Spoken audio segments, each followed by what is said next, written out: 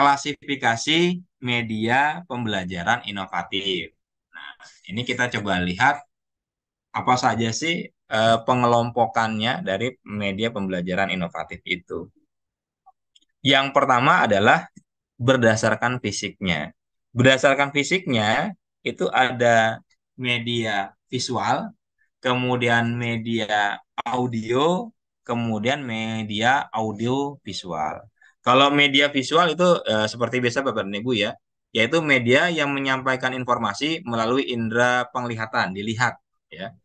Contohnya bisa gambar, kemudian foto, ilustrasi, infografis, kemudian animasi, eh, video juga termasuk karena dilihat ya Bapak dan Ibu.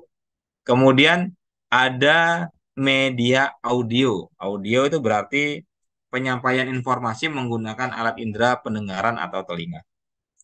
Itu bisa kita bisa gunakan suara, kemudian musik, ya, kemudian rekaman podcast, ya, itu juga bisa kita pakai untuk media pembelajaran. Kemudian yang ketiga adalah media audio visual, suara dan gambar begitu ya. Kalau audio visual berarti menggabungkan antara unsur visual dan unsur audio.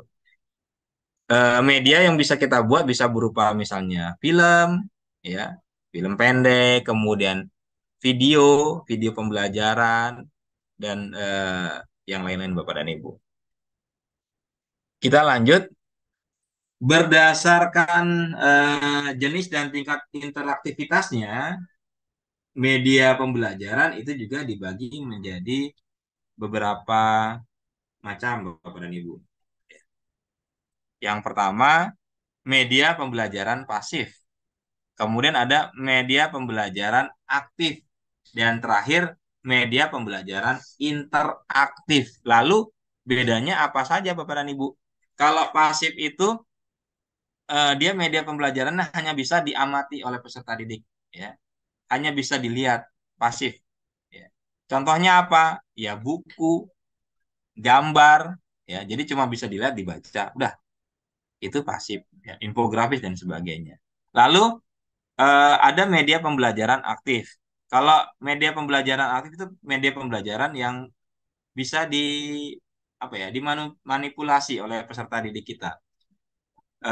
Media pembelajaran aktif itu berarti siswanya ada aktivitas di situ. Contohnya pakai modul LKPD gitu ya Bapak dan Ibu. Terus eh, bisa juga dalam bentuk permainan dan sebagainya. Itu media pembelajaran aktif.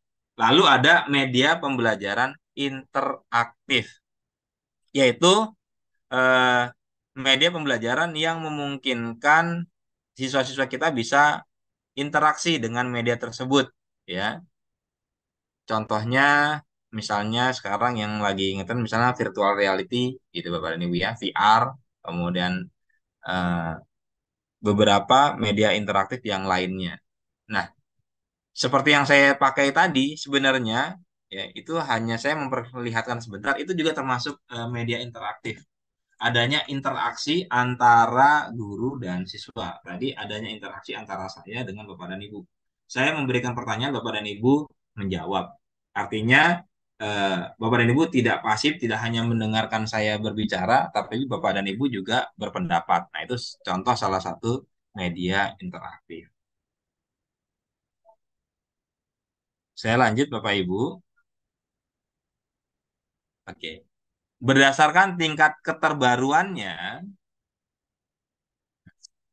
media pembelajaran itu ada yang konvensional, kemudian media yang menggunakan teknologi yang rendah, teknologi yang menengah, dan media dengan teknologi tinggi.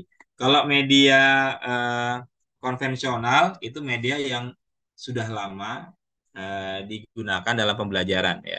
Misalnya pakai buku, kemudian papan tulis, papan tulisnya boleh yang whiteboard atau papan tulis yang kapur gitu ya.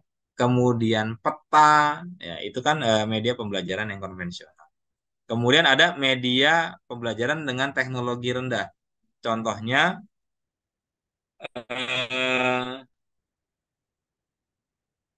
apa ya, OHP ya, tapi sekarang sudah jarang Bapak dan Ibu yang pakai OHP ya, yang pakai slide-slide dari plastik yang transparan itu. Nah, itu sebenarnya masuknya, kalau dulu mungkin awal-awal munculnya itu masuknya teknologi yang tinggi atau yang canggih, tapi sekarang mungkin itu sudah ditinggalkan.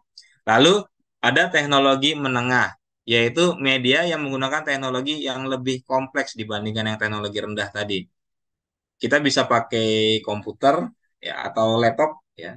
Bagi Bapak dan Ibu guru sekarang itu kan sudah tidak asing lagi menggunakan laptop, kemudian menggunakan proyektor gitu ya. Itu termasuk yang menengah. Lalu ada media teknologi tinggi. Teknologi tinggi itu yang canggih lah sekarang. Yang tadi saya sudah sampaikan ada virtual reality, ada augmented reality. Kalau virtual reality itu seolah-olah kita berada di dunia tersebut atau di lingkungan tersebut.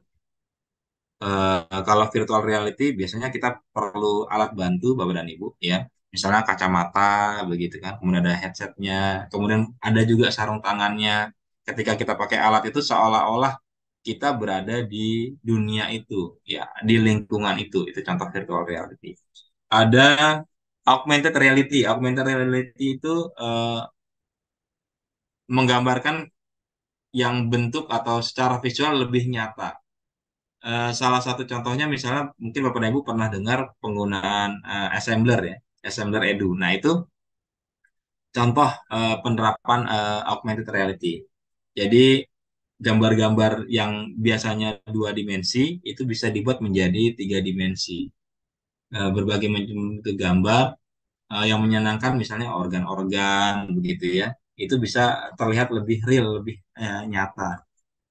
Nah, ini adalah terkait dengan klasifikasi pembelajaran yang inovatif.